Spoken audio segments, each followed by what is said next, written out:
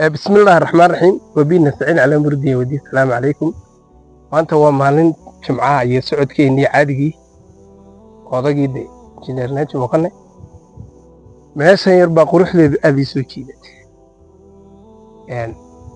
dhammaan geyga soomaalida markaad eegtid dhulal badan oo dalxiis ku fiican oo adduunyadana dadka lacag laga guraa dhulkeena ku yaal bal imika halka yar u fiirso bal quruxdeeda eeg u fiirso bal sidaana kaamarada inaan kuugu kaxeeyo waxaan ku leeyahay maasha allah inaba caadi maaha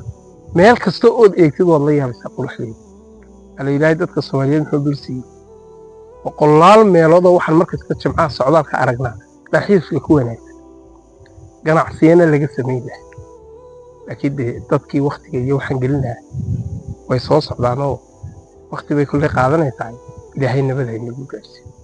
asalaamu calaykum waraxmatullahi wabarakaatu wada cabbaas oo iga duubayna waa salaamay